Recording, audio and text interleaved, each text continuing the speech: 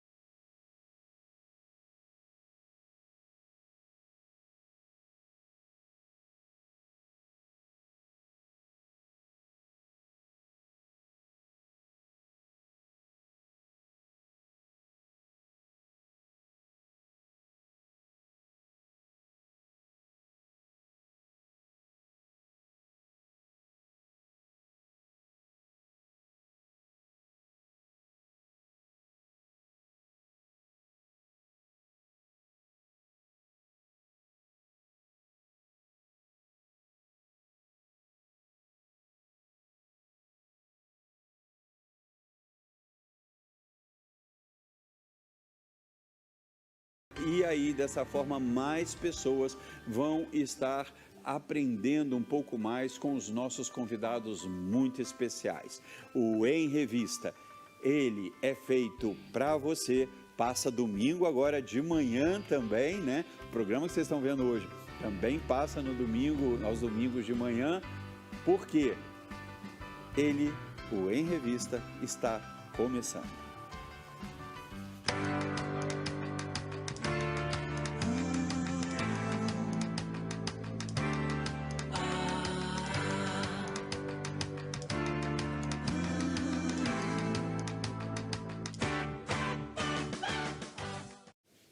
Meus amigos, eu já falei sobre os meus convidados, pois eles já estão prontos aqui para entrar, né? Então eu vou chamá-la, ela que há cerca de 30 anos atrás, a entrevistei no programa Guerra é Guerra, na Rede Gazeta, né? Que foi meu primeiro programa, né?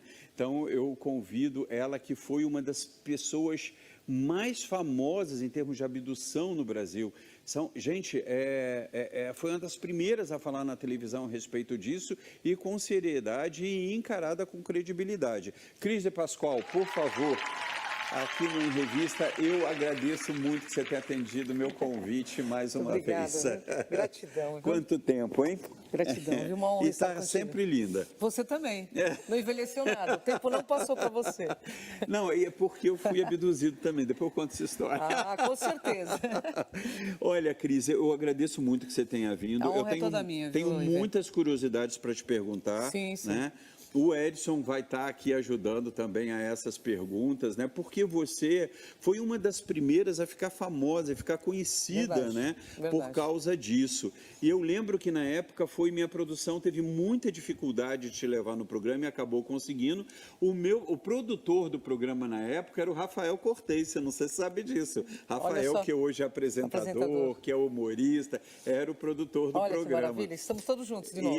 E foi uma entrevista de muito sucesso, a gente deu muita audiência aquele dia e hoje Sim. nós vamos repetir. Pode sentar, você Muito pode ficar aqui. obrigada pelo convite, gratidão, uma honra estar com você sempre, viu? E para mim eu digo o mesmo, viu? Com certeza. Gratidão, viu? Obrigado, Cris. Pode sentar ali, ó, naquela segunda Tá poltrona, porque na primeira poltrona aqui eu vou chamar ele, que é com certeza considerado hoje o maior nome da ufologia no Brasil e um dos maiores nomes no mundo, né? Edson Boaventura. Edson, a revista OVNI tá um sucesso essa última, hein, meu amigo? Sucesso, hein? Operação Prato, né? A Operação Prato, que muita gente ainda está perguntando mais. Você viu que no programa passado, ainda no segundo bloco, tinha gente querendo saber mais e a gente vai falar, né? Mas Com hoje certeza. a respeito também, hoje né? A gente continua depois lá na live. Com certeza, com certeza. Edson, hoje a gente também vai falar sobre um assunto que a gente nunca se aprofundou tanto, a gente só pincelou sobre ele, que são as abduções. E agora, com o Congresso americano se preocupando com os fatos, né, de os objetos voadores apareceram ou não, começou a se falar mais sobre os contatos com os extraterrestres. Porque a gente fica falando sobre as imagens, das aparições, porém, os contatos, né? Às vezes se fala com muito cuidado. Por quê? Porque para muitos é conversa de maluco, né? E a Cris sabe disso, né, Cris? Porque você foi muito perseguida também em torno disso, né? Edson, por favor, sente-se que a gente tem muita coisa para falar. Tudo bem? Edson, está Prazer imenso te ver também, viu? Uma honra. Vocês já não se viam há muito tempo? Já fazia um tempinho, né? né? Um tempo. Eu vejo muito o Edson em congressos de ufologia, né? Que ele é muito participativo. Sim, né? na revista OVNI, né? Que é uma revista que se estabeleceu no mercado como a mais importante, né, Edson? Verdade. E aí... É a única revista atualmente impressa no Brasil. Exatamente. E ela é considerada, a importância dela mundial, né? Quer dizer, em outros países também, né? Acabou tendo uma credibilidade gigante pelo compromisso com a verdade, com as matérias que vocês fazem, né? Exatamente. E a gente utiliza sempre uma metodologia científica na revista e temos alguns consultores da área científica. Por exemplo, tem o Las Casas, que é um astrônomo, temos, por exemplo, militares, né, que participam ali e dão uma pincelada nas matérias para que a gente traga sempre um conteúdo de qualidade e verdadeiro para as pessoas. Cris, quando eu te trouxe para você ser entrevistada, você tinha um sinal aqui, que era um sinal que tinha sido causado, né, na sua abdução. Né? Como é que foi aquilo? Aquilo doía ou não? E quando que sumiu? Então, isso foi na década de 88, mais ou menos, né, que você tinha o Guerra é Guerra. Foi o primeiro programa também que eu participei, né? Queria dizer isso para você, que foi muito legal. Então, aquele sinal, toda vez que tinha contato com esses seres, aparecia um sinal na minha testa. E eu até na época te falei, eu acho que eu estava doente, porque tive meu pai que morreu com tumor cerebral. Fui procurar um dermatologista para saber o que era. Ele falou, não entendo, me parece que é uma queimadura tipo micro-ondas, de dentro para fora. Mas eu não tinha dor de cabeça nem nada. Ele até me incomodava, porque ele era muito saliente. Sim. Depois de 2 anos que eu tive contato com uma entidade, eu vou falar entidade porque até então eu não sabia que era um extraterrestre, até porque eu não estava nem envolvida com o assunto. Que aí desapareceu isso. Esse ser chama Kron. ele tem uma ligação com o planeta Arcturus, mas também ligação com os seres de Sírio. Me parece que eles estão sempre juntos, Sírios e Arcturus. São consciências que eles não têm essa divisão como nós, sabe? Parece seria em outra galáxia? Pode ficar à vontade para perguntar, viu, Edson? Seria em outra galáxia? Não, que ele teve contato comigo? Não, eles vivem aonde? Não, eles têm condições de fazer uma transição entre buracos de minhoca, mas também entre as interdimensões. Eles ultrapassam portais. Entre dimensões, entendeu? Isso para mim ficou muito claro nesses anos todos. E eles têm contato não só comigo, mas assim, com várias pessoas do mundo inteiro. Fazem mais de 30 anos que você teve esses primeiros contatos, né? Sim. Assim, hoje você tem então uma percepção de que esses seres seriam de uma origem interdimensional. Então, Edson, ou tem alguma parte que é física mesmo? Então, na verdade, quando eu estive com eles, quando houve a abdução, que eu fiz com Gilda Moura, que eu fiz regressão, ela pesquisou meu caso. Gilda Moura é uma pesquisadora muito séria também do meio, o Edson conhece, sim. É uma das mais conceituadas aí do meio. Ela faz hipnose, regressão, ela me ajudou muito, porque você pira quando você tem um contato, você não está... É uma coisa muito diferente. E ainda mais, dependendo da tua orientação religiosa, você pira mais ainda, né? Na época eu achava que eram espíritos, mas eles são físicos. Eles se densificam, isso foi muito claro para mim. A ponto de eu chegar a tocar eles, assim. Mas eles também aparecem de uma outra forma, que é uma forma etérea. Você consegue ver, não só eu consegui ver, hoje temos experimentos que captam a imagem deles. E esses que você tocou, eram altos, baixos? Então, como que era a característica? Inicialmente, os de Sírios são baixos, têm os olhos muito grandes, boca muito pequena. Que cor, a cor dos olhos? A cor dos olhos tem muito claro. Não eram negros, como os greys, por exemplo. Certo. Eles eram claros e o olhar deles é um olhar de te transpassar, te devassar de verdade. Eles te enxergam além do físico. Isso foi em 88? Isso, em março de 88. Porque quando eu te levei no programa foi em 98, sim. Né? E você, ainda assim, você ficou, porque foi um período que você ficou durante anos falando sobre isso, né? Sim. E as pessoas ainda questionando e você sendo estudado e você admitiu todo tipo de estudo com você, né? Regressão, a psicanálise, tudo, né? Todo, sabe por quê? Porque assim, eu não sou uma pessoa ligada em nenhum tipo de religião. Me formei em psicanálise. Embora tenho certeza que Deus existe, não tenho dúvida. Eu estou mais no meio científico do que no meio... Então, se você perguntar, você acredita em Deus? Não, eu não acredito. Eu tenho certeza que Deus existe, porque a ciência me mostra dia a dia isso, que é impossível, tá? Tem tudo isso tão...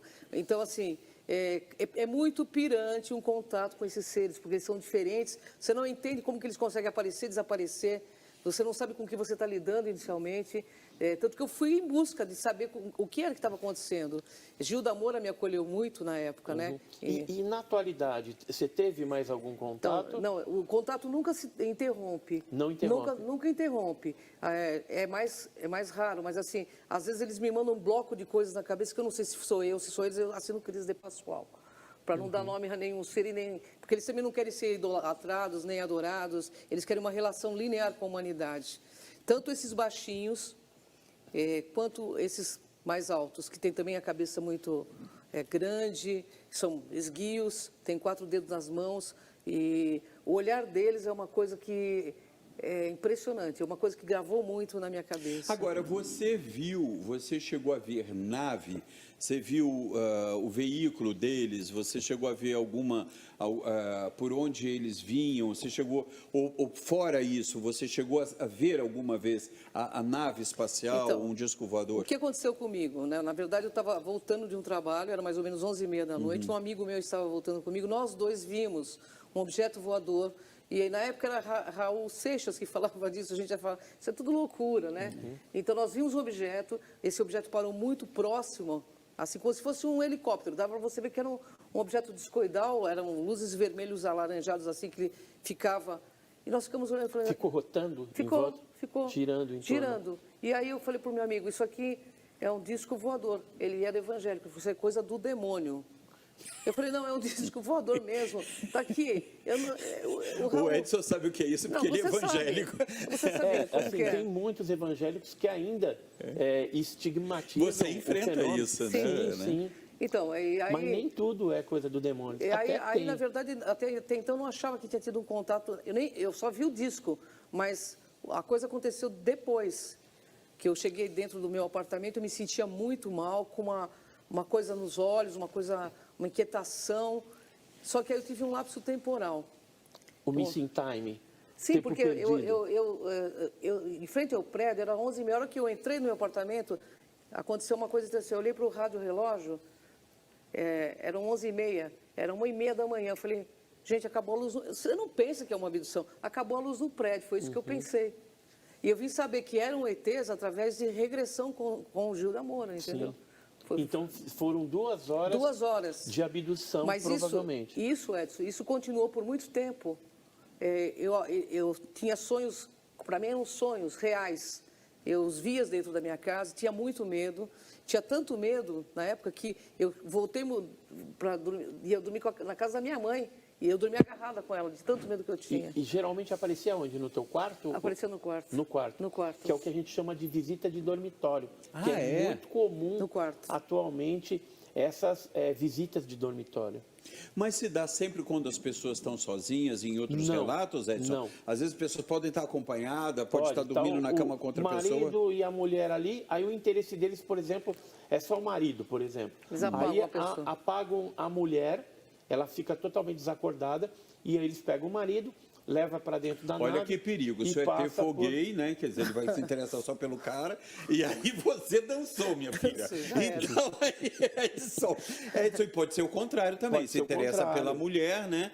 E no caso, eu nunca te perguntei isso, porque na época não se podia perguntar certas coisas, né? Você chegou a ter alguma intimidade com eles, ou beijar, ou algo mais íntimo? Nada, eles são muito frios, e assim, eu me via sempre deitada num tipo de uma mesa, e assim, eu tinha muito medo porque eles colocavam sondas, eu não sei o que era, mas assim, todos os exames que você possa imaginar, eu tinha um terror noturno, não queria chegar à noite. Todos os exames que você possa imaginar, desde exame ginecológico, nasal, tudo, eles faziam. Então eu tinha muito medo, eu passei por Será que você passou por um implante, por exemplo, que nem esse que está aí na tela? Olha, eu não sei te dizer. Porque você tinha sangramento no nariz? Tinha. Então, não só no nariz, hein? Eu tive sangramento, inclusive, no ouvido. No ouvido também. No ouvido. Tive no ouvido e ouvia a voz. Então, o que eu achava naquele momento? Como eu estudava muito, era uma pessoa muito voltada a estudo, eu achava que eu estava pirando. Eu achava que eu estava pirando, que eu tinha que parar o trabalho, e eu ouvia vozes na minha cabeça. E depois de muito tempo, né, a Gilda me falou, pergunta o que eles querem. E eu não conseguia nem falar, porque a primeira coisa é te travar, né? Você trava. O que vocês querem de mim? Aí eles me falaram, você combinou isso com a gente. Eu não tinha combinado nada, eu não lembrava de combinado nada. Isso você já combinou com a gente. E a comunicação era verbal? Não. Não? Eles falaram para mim, eu vi eles falando dentro da minha cabeça, linguagem universal é o pensamento. Por isso que eles não telepatia, têm, eles não têm barreira. Eu vi eles falando dentro da minha cabeça. Então, não uma tem. telepatia. Tipo de uma telepatia. Mas você ouve a voz, que é o mais comum, viu, Ivê? Olha, eu vou te falar uma coisa, Cris.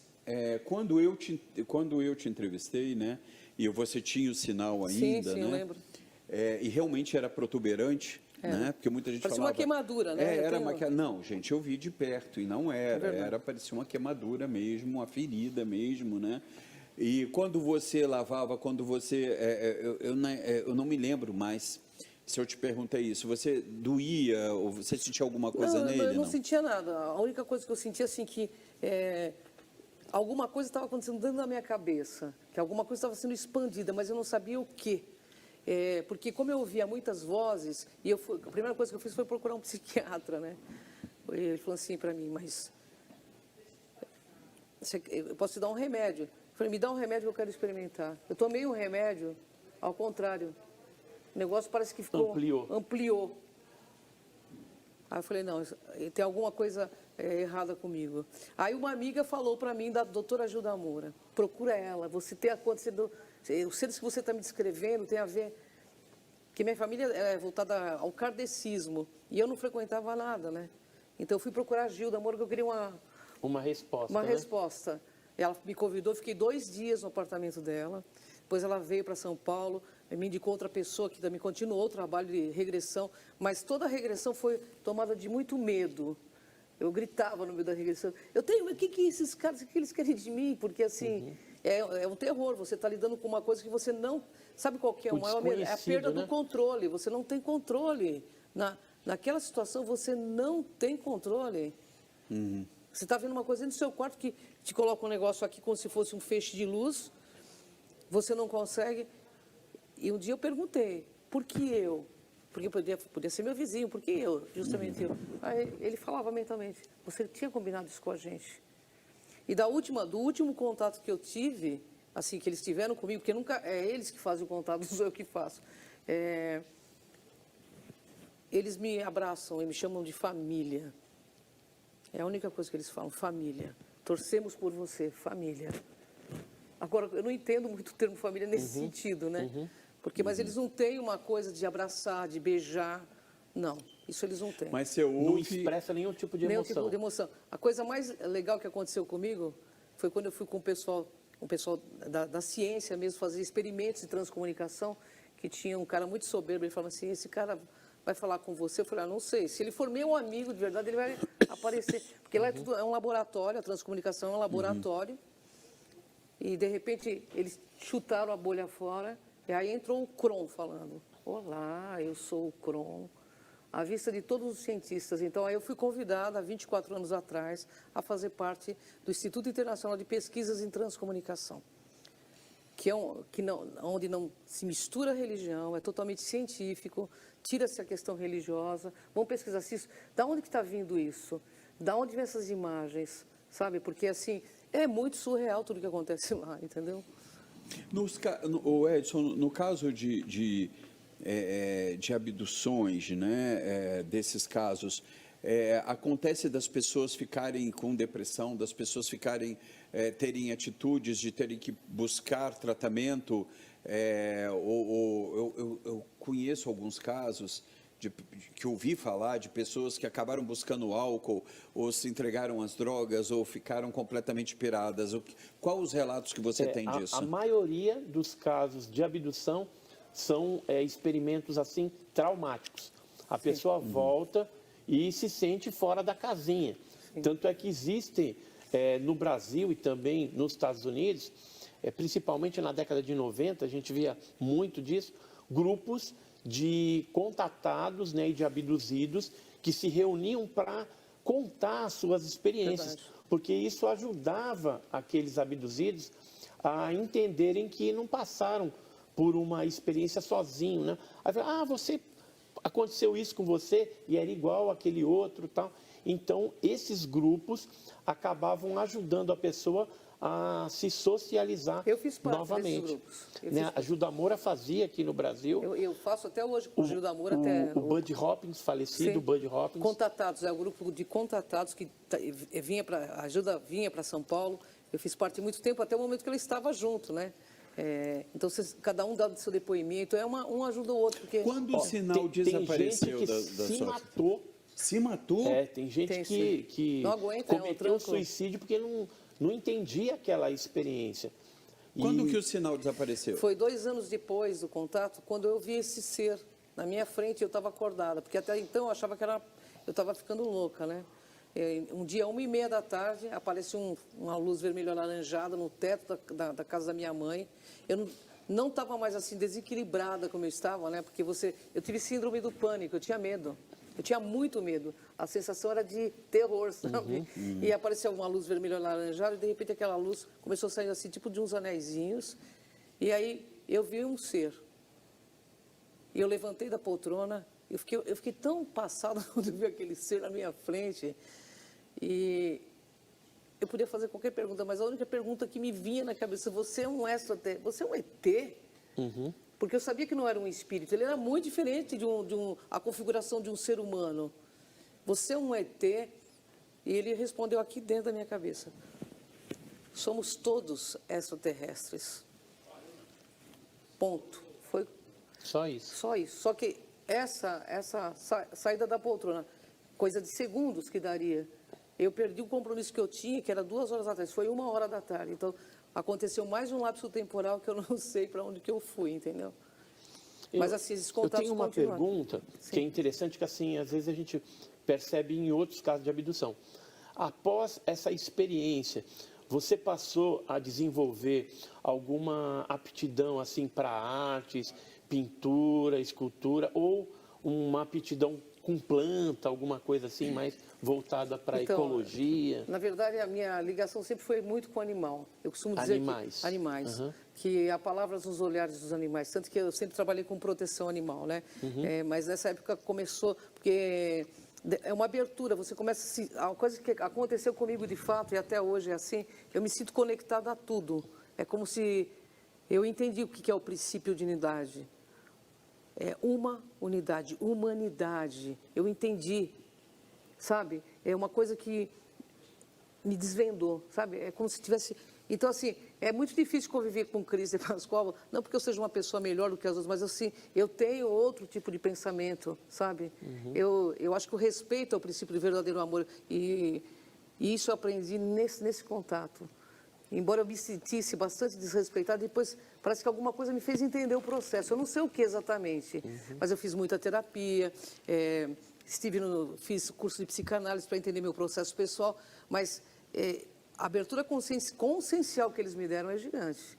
E assim, escrevo muito, todas as pautas que faço falando de psicanálise, de autoconhecimento, sou eu mesmo que escrevo, poesia, gosto muito, mas assim, é uma abertura, eu sinto que é uma abertura consciencial gigante que aconteceu comigo. Eu vi uma imagem agora há pouco, não sei se vocês conseguem colocar novamente, Fábio. Essa daí, né? Que que anterior a essa dos felinos, isso. O que seria isso, você sabe? A Sônia Rinaldi que fez, olha, imagem captada no laboratório, felinos em TCI, né? Quer dizer, eu acho que em outra dimensão, algo assim, transcomunicação. Né? Hoje tem se trabalhado muito com isso. Inclusive, você partiu também para essa área depois, porque tem algumas coisas parecidas com a sua experiência, não é isso? Na verdade, transcomunicação instrumental é a captação de vozes e imagens. A gente fala do além porque a gente não sabe exatamente de onde vem, mas esses seres são seres que eles têm uma aparência humanoide, felina, e o que eu falei lá no laboratório, o dia que eu fui fazer o experimento, que eu tinha um contato com seres que pareciam metade humano, metade humanoides, mas muito grandes, isso em projeção da consciência, saindo fora do corpo, que é uma técnica que eu aprendi e a desenvolvi. E aí eles deram risada, inclusive. Falei, queria ver se tem realmente um gato desse me acompanhando. Aí eu fiquei aqui no laboratório e eles começaram a jogar, é como se fosse vapor, né? E ele vai se materializando.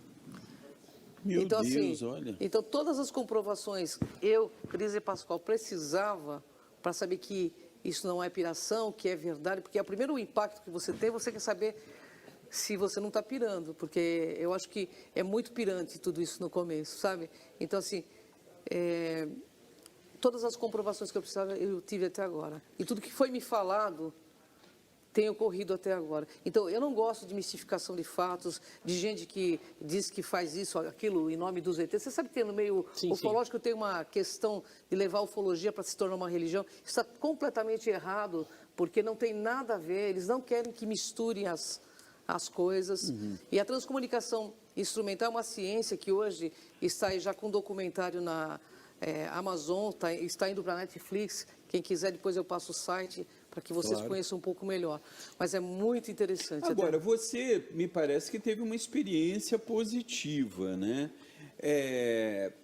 Porque, na verdade, você sempre fala de uma forma positiva, como se fosse um aprendizado.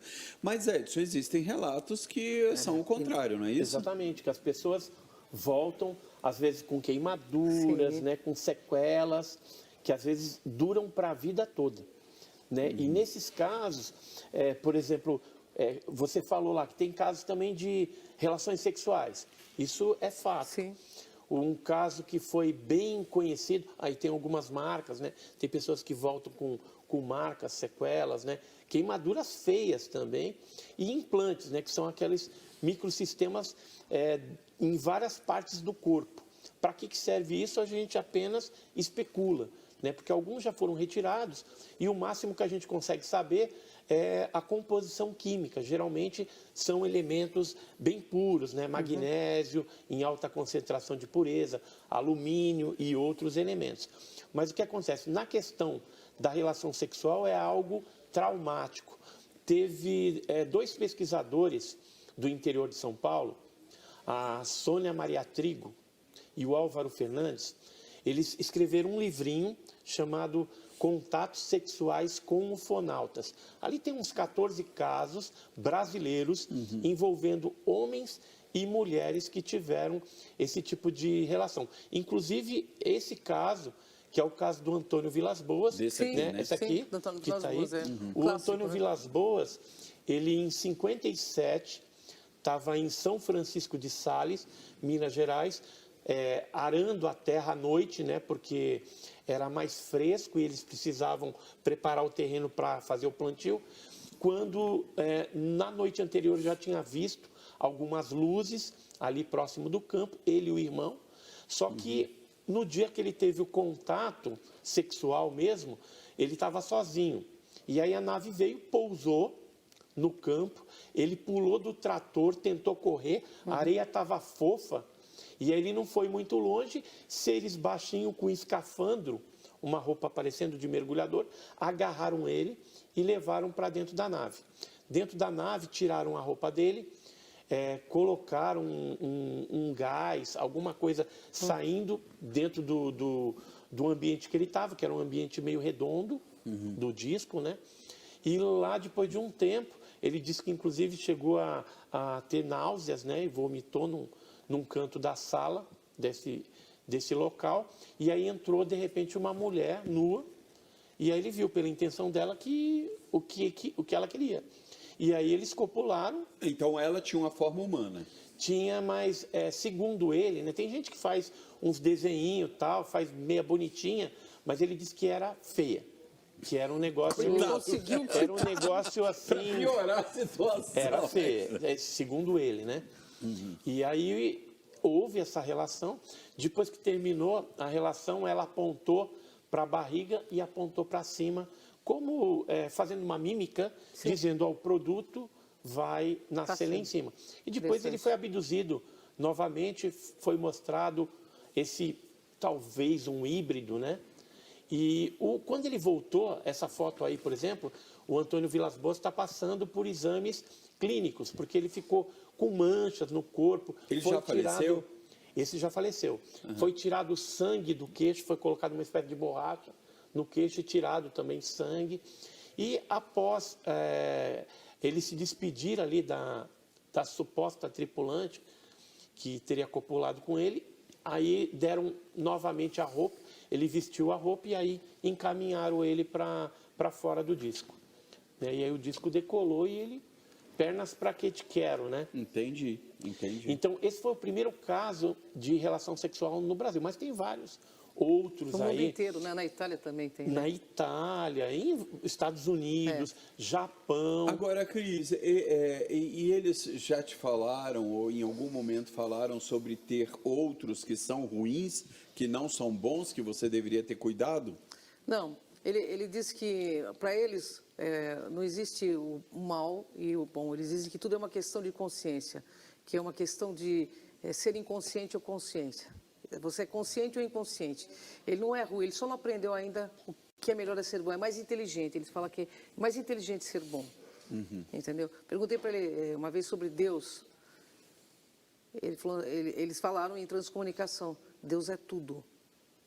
Então, eu não sei como, mas assim, essa palavra que eles colocaram, uma unidade, humanidade, eu entendi exatamente o sentido da palavra.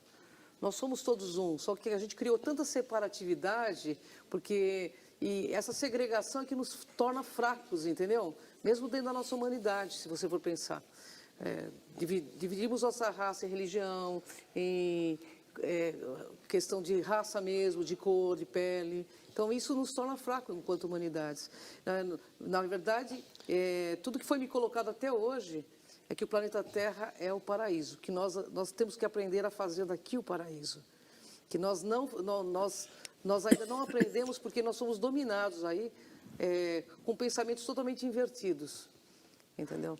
Ele diz também uma coisa interessante que eu vou falar para você, que Deus não é religião, Deus é relação, que através das suas inter-relações, eu perguntei isso claramente, quem é Deus? Deus não é religião, Deus é relação. Que a intimidade com Deus equivale, né? Por meio das suas inter-relações, de como você trata o seu semelhante, a tudo que tem vida, porque tudo que tem vida é sagrado, você vai dizer se você está ligado ou não a essa força que chamamos Deus, entendeu? É muito claro isso para eles. Muito interessante essa parte. E assim, tem o caso, não sei, já ouviu falar no caso Antônio Nelson Tasca. Já ouvi falar. Ele chegou, é um caso que aconteceu em Chapecó, Santa Catarina, em 1983, dezembro de 83, ele foi raptado, levado dentro da nave. Só que esse aqui, ó, é o Antônio Nelson Tasca, ele chegou até a escrever Um Homem Marcado por ETs, que ele conta a experiência dele. Só que ali ele omite alguns detalhes da experiência. Eu estive com ele em Curitiba, junto com o falecido Claudir Covo. Mas por que ele omite? Ele omitiu porque ele tinha vergonha da família. Ele chegou a ter relação com uma tripulante que chamava Cabalá. E ela se apresentou como sendo do mundo de Agali e deixou uma mensagem para ele, né, essa moça, né, que teve a relação também com ele. E essa mensagem era uma mensagem muito grande. Aqui tem um desenho dessa suposta Cabalá. Lembra até a Nani, né? Lembra. Lembra a Nani aí, ó. Eu estava com a Nani Venâncio agora ali no outro. Lembra bastante. E aí lembra bastante, né? Mas aí, tá vendo na mão dela tem uma espécie de tiara? Sim. Ela pegou essa tiara, né? Disse que ia passar uma mensagem para ele. Aí ele falou, mas como que eu vou lembrar a mensagem, né? Ela falou, não, coloca isso aqui na cabeça. Aí colocou a tiara na cabeça e ela foi repetindo aquela mensagem longa, onde orientava, inclusive, a população da Terra a parar com as experiências nucleares. Sim. E naquela época, década de 80, né, 83, esse negócio estava fervilhando, né? Sim. Tanto é que casos posteriores de abdução, a gente não vê mais esse tipo de orientação em relação à parte nuclear. E quando ele voltou com essas queimaduras nas costas, em formas de Vs sobrepostos, né? Era uma queimadura de um grau assim bem alto. Nossa, e ele não sentia dor.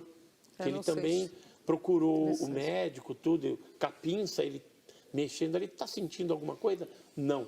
E até ele falecer, ele ainda tinha essa marca que ficou estampada nas costas. Vários abduzidos geralmente voltam com algum tipo de marca ou queimadura. Você não tem nenhuma marca física não, mais, agora né? Não. Mas, assim, uma coisa interessante que é revelador para mim, depois de tantos anos, eu sinto que é assim, que cada vez mais vai ampliando a coisa. Tanto no sentido de sentir, e que foi me colocado claramente, sinta, porque o sentir é a força da razão que vai te levar à compreensão. Então, assim, quem tem uma paranormalidade, não vou falar paranormal no sentido mais amplo, não o espiritualista só, né? Mas no sentido amplo, porque ele é evangélico, mas eu sei que você tem esse dom de sentir. Sente, não sente quando a coisa é correta, quando não é? Não tem esse dom? Tanto é que eu já tive fazendo vigília em alguns lugares, e sempre quando eu vou lá e começa a aparecer esses objetos e tal, a gente sempre fala assim, ó, se for coisa do capeta e coisa ruim, nem vem perto, né? E às vezes o negócio vai embora mesmo. E quando é mais do bem, eu falei, pode chegar, né? E a gente já teve até interações com esses objetos, trocando sinal de lanterna, dando assim comando de voz, fala assim, ó, anda para a direita, aí o negócio anda para a direita. Aqui no Pico do Jaraguá tá anda para a esquerda, faz um círculo. Eles então, fazem. Eles entendem lá dentro da nave que a gente está se comunicando. Eles conseguem ler o nosso pensamento de alguma forma. Está tendo, desculpa, mas aqui no Pico do Jaraguá, eu conheço uma pessoa que é evangélica, ela tem contato com seres com uma aparência felina, né? E ela ficou muito com medo, nós conversamos. Ela está aqui no Pico do Jaraguá e filmou vários objetos por ali. E você vê que é um negócio redondo, sabe assim? Então, assim, depois tenta investigar. Esse ser felino, que a gente chama de tipologia antropomorfa, porque é corpo de gente e cara de animal. De animal, é. Então, esses felinos, quando eu tive a minha primeira conhecimento de um caso desse, eu não acreditei. Que foi um caso que aconteceu no Guarujá, em 1946, com o Antônio, e ele viu o objeto pousado, o disco voador, com 2 seres desse altos, eles eram altos, grandes, 2,10 m mais ou menos, que ele estimou, e eles vestiam uma roupa meia azulada, esverdeada, brilhante, e tinha aquela cara de gato. Tinha uns bastões assim na mão, com uma luz meia vermelha na ponta, e aí ele fez um desenho, isso em 46, e me deu. Eu peguei o depoimento dele e guardei. Só que passaram-se os anos, o depoimento dele eu coletei em 1987. Em 96, eu estando em Iporanga, no Vale do Ribeira, fiquei sabendo de um matuto lá que tinha visto uma nave que tinha uma espécie de para-brisa assim, e dentro tinha 2 seres com cara de gato. Eu falei, não, peraí, São o lindos, negócio, né? São lindos. Em 96, esses caras, esse cara aqui no meio do mato, falando disso. Essas imagens, tem essas imagens. Tem. Vamos ver. E aí o que aconteceu? Depois eu disparei um comunicado para vários ufólogos brasileiros e lá fora, para saber se tinha algum outro caso com essa tipologia.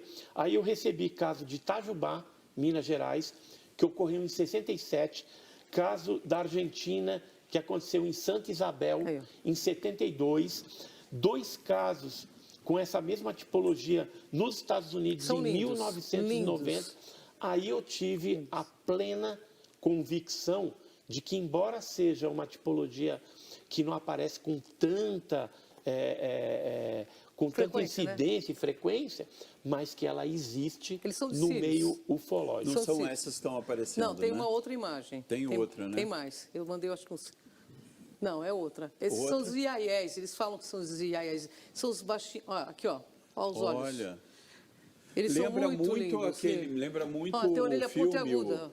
Como é mesmo o nome, meu Deus? Falhou agora, que Avatar. teve 2... Isso. Avatar. E você sabe que os Thundercats, eu fui pesquisar a lenda dos Thundercats, tem a ver com uma civilização que vem de fora e que relata sobre esses seres. Tem o Lion, tem a Chitara, lembra da nossa época, né? Sim.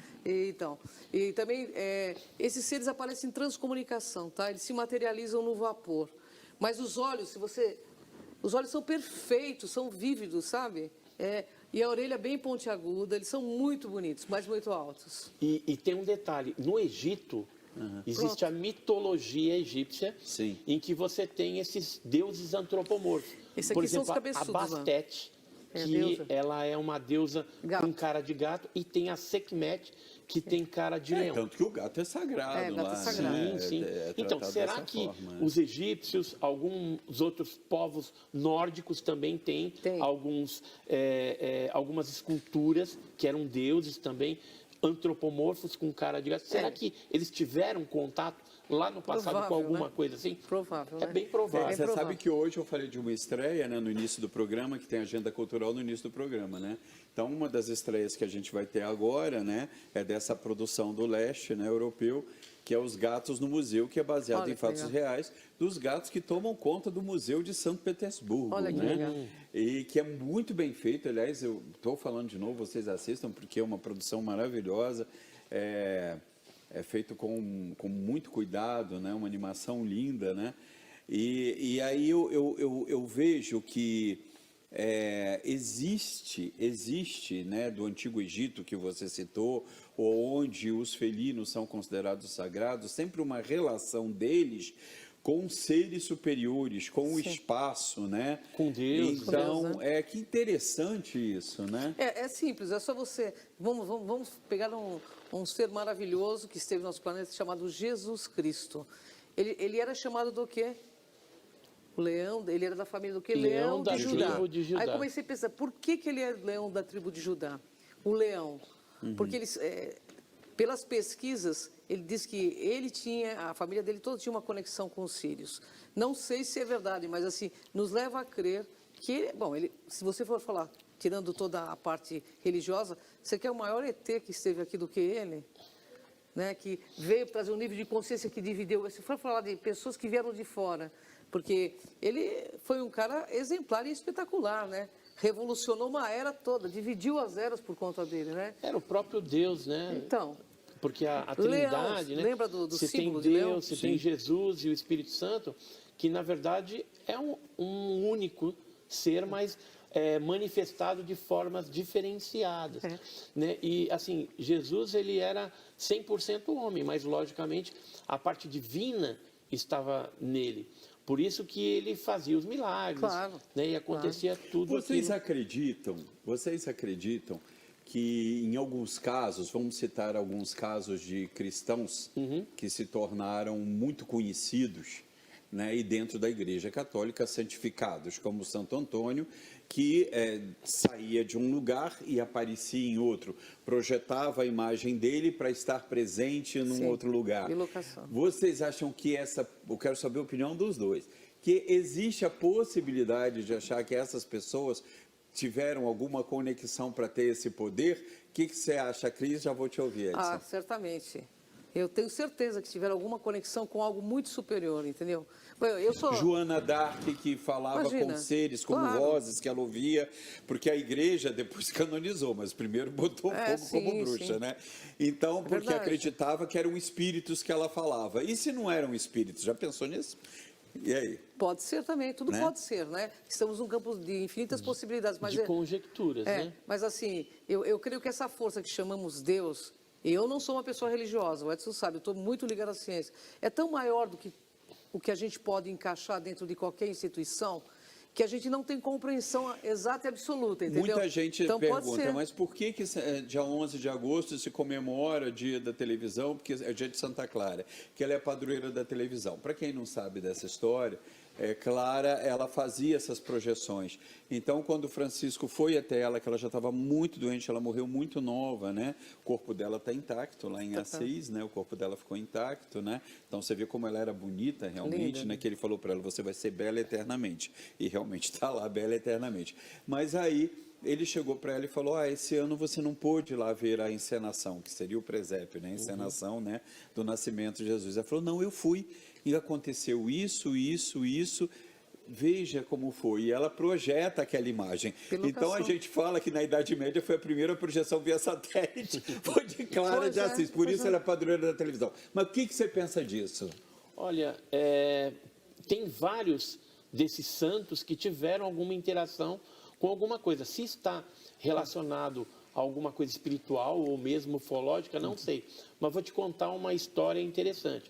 O José de Anchieta, eu localizei agora faz pouco tempo uma carta antiga, quando ele estava andando ali por São Vicente e tal, e ele viu uma criatura aparecendo de fogo, né, que tem essas criaturas energéticas, que entrou depois para o mar. Ele estava ali numa procissão com uma galera ali da igreja e viu esse negócio. Existem cartas também que estão no Museu Nacional do Rio de Janeiro, datadas de 31 de maio de 1560, que falam a respeito do Embaitatá, né? Que ele diz que os indígenas viam o Embaitatá, que é o Embai, coisa, tatá, fogo.